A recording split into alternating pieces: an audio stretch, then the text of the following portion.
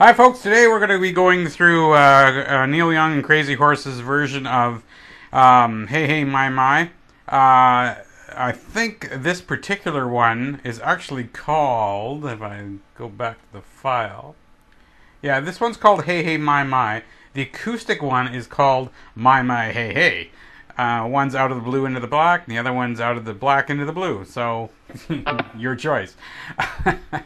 Getting back to it, we're going to take a quite a bit different route from now on. What I'm going to be doing is I'm going to still be playing songs and adding songs to the site, but we're also going to be really getting into detail about song structure and how you can start figuring out this stuff yourself. Because the bottom line is, you guys come to the site and you want to learn different songs and stuff like that, but the bottom line is you want to know how to do what I'm doing. You want to know how to do what other people on YouTube and everywhere else are doing.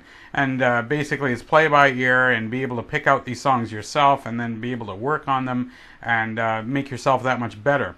So with that in mind, why don't we take a look at this. Now, it's important to know that although this song is, a lot of the riffs are in A and A minor, and you're going to be seeing the A minor pentatonic scale being played on this song quite a bit, the song in its essence is actually in C. And we'll get into that later, why that is. But basically, A minor is the relative minor of C, and you don't really have to know what that's all about just yet, but we'll go through it. So if we were to just simply look at a C scale, what you'd have is this.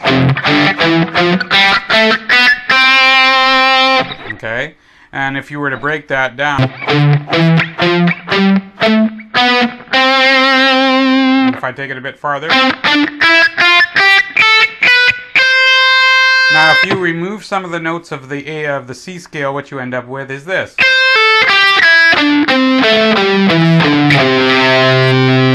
Look familiar?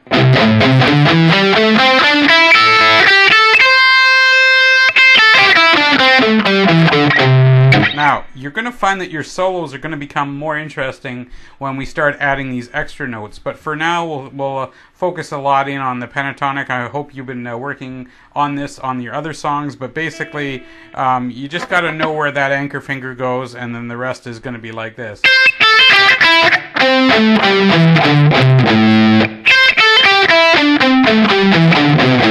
The middle strings are going to be 2 frets apart, starting with the anchor finger, and then the next note is 2 frets up.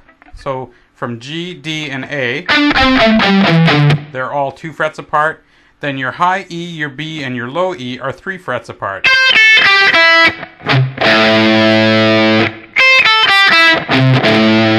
And remember, these middle ones are 2 frets apart.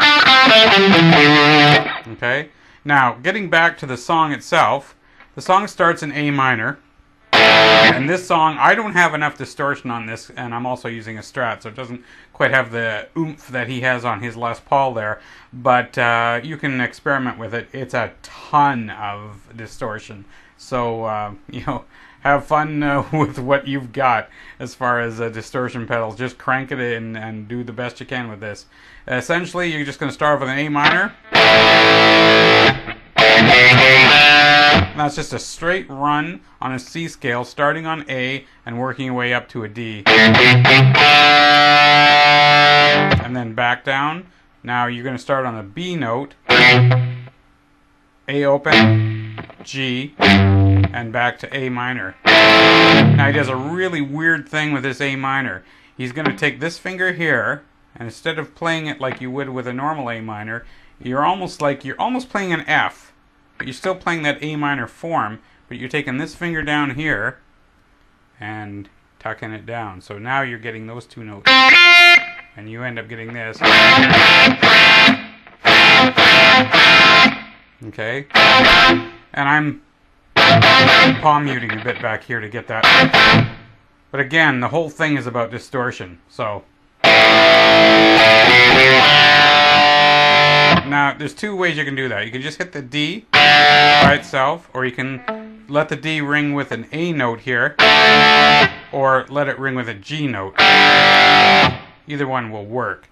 I think the essence is to make sure that that D note is the strongest of that run.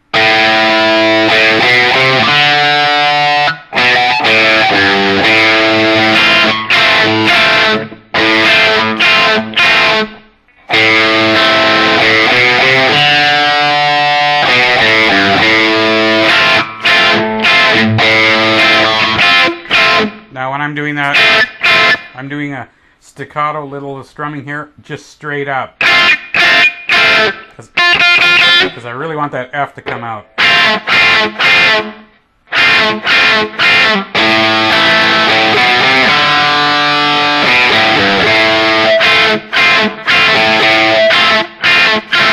Okay, and you can do it with what you want with that open A that I'm doing there. I'm just doing it for rhythm's sake. Now, the next part is just a C, and what he does is he plays a C straight off, then he does this run, and that's essentially a C scale run again, but you're going to go C, D, E, and then G. So it's C chord first,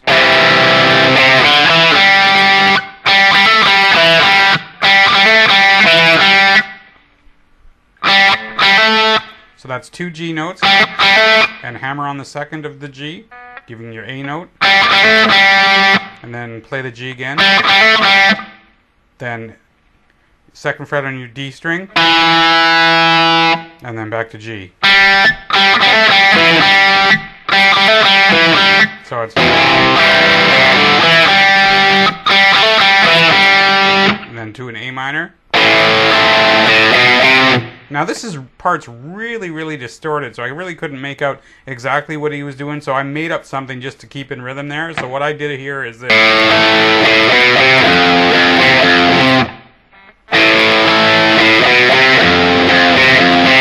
So it's a straight run up, but instead of going all the way to the D, you're going to run up to the C and then go to an F over here. First fret of the E string. And then I'm just adding the note C here, which is part of the F chord. Then F and G. And back to A minor. So that whole segment there would be.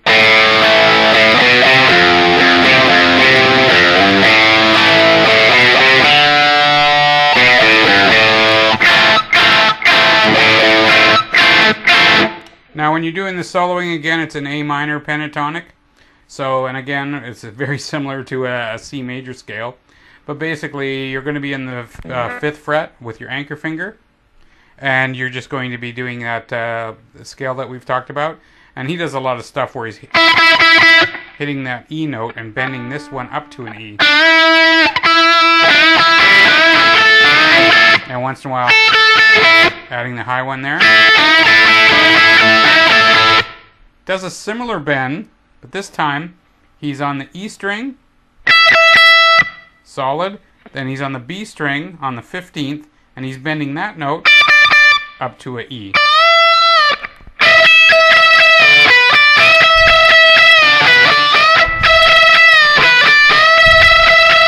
Another part of the song, he does a similar bend, but this time instead of doing an E, he's doing a G, but bending the 15 still of the B string.